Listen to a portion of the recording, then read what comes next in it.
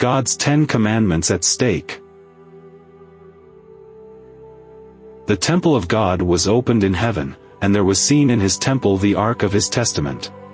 The ark in the tabernacle on earth contained the 2 tables of stone, upon which were inscribed the precepts of the law of God.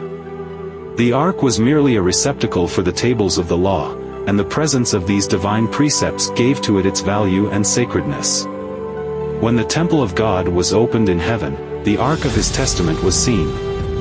Within the Holy of Holies, in the sanctuary in heaven, the divine law is sacredly enshrined, the law that was spoken by God himself amid the thunders of Sinai, and written with his own finger on the tables of stone.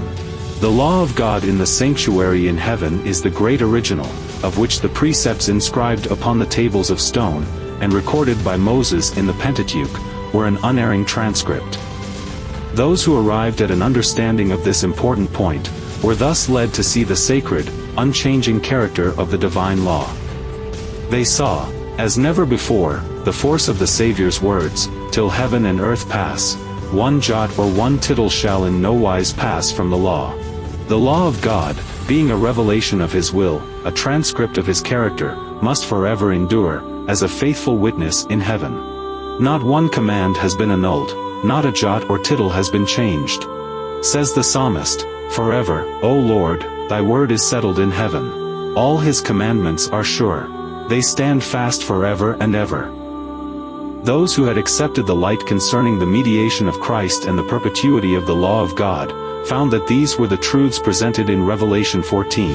The messages of this chapter constitute a threefold warning, which is to prepare the inhabitants of the earth for the Lord's second coming. The announcement, "The hour of his judgment is come," points to the closing work of Christ's ministration for the salvation of men. It heralds a truth which must be proclaimed until the Savior's intercession shall cease, and he shall return to the earth to take his people to himself. The work of judgment which began in 1844, must continue until the cases of all are decided, both of the living and the dead, hence it will extend to the close of human probation.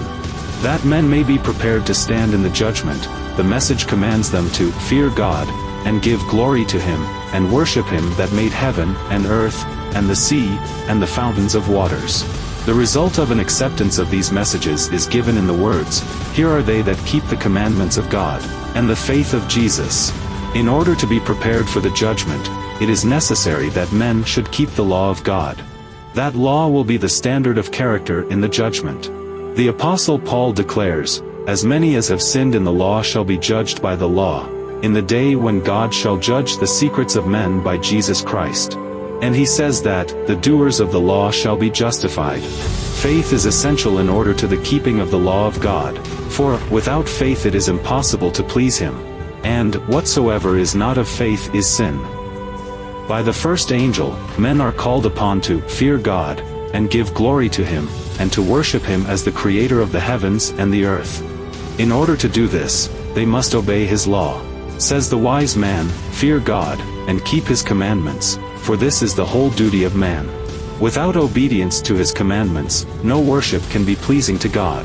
This is the love of God, that we keep his commandments. He that turneth away his ear from hearing the law, even his prayer shall be abomination. The 10 Commandments. First, "Thou shalt have no other gods before me." Second, "Thou shalt not make unto thee any graven image, or any likeness of anything that is in heaven above, or that is in the earth beneath, or that is in the water under the earth. Thou shalt not bow down thyself to them, nor serve them, for I the Lord thy God am a jealous God, visiting the iniquity of the father upon the children unto the 3rd and 4th generation of them that hate me, and showing mercy unto thousands of them that love me, and keep my commandments. Third, thou shalt not take the name of the Lord thy God in vain, for the Lord will not hold him guiltless that taketh his name in vain. Fourth, remember the Sabbath day, to keep it holy. 6 days shalt thou labor, and do all thy work, but the 7th day is the Sabbath of the Lord thy God. In it thou shalt not do any work, thou, nor thy son, nor thy daughter, thy manservant, nor thy maidservant, nor thy cattle, nor thy stranger that is within thy gates. For in 6 days the Lord made heaven and earth, the sea, and all that in them is, and rested the 7th day, wherefore the Lord blessed the Sabbath day, and hallowed it. 5th, honor thy father and thy mother, that thy days may be long upon the land which the Lord thy God giveth thee. 6th, thou shalt not kill. 7th, thou shalt not commit adultery. 8th, thou shalt not steal. 9th, thou shalt not bear false witness against thy neighbor. 10th, thou shalt not covet thy neighbor's house. Thou shalt not covet thy neighbor's wife, nor his manservant, nor his maidservant, nor his ox, nor his ass, nor anything that is thy neighbor's. The 10 Commandments. As abbreviated in vernacular Roman Catholic catechisms such as Keenan's and Geierman's in English. The 2 vernacular catechisms here quoted, and many more like them, bear the imprimatur of bishops of the Roman Church and are used for teaching the laity. He shall think himself able to change times and laws. Douay version. 1st, I am the Lord thy God. Thou shalt not have strange gods before me. 2nd, thou shalt not take the name of the Lord thy God in vain. 3rd, remember to keep holy the Sabbath day. 4th, honor thy father and thy mother. 5th, thou shalt not kill. 6th, thou shalt not commit adultery. 7th, thou shalt not steal. 8th, thou shalt not bear false witness against thy neighbor. 9th, thou shalt not covet thy neighbor's wife. 10th, thou shalt not covet thy neighbor's goods.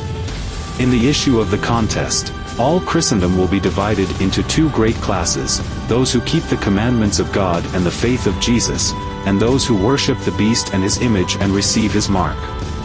Today God's 10 commandments are at stake. Let us keep the commandments of God so that we will not receive the wrath of God and mingled with this mercy. This is my prayer.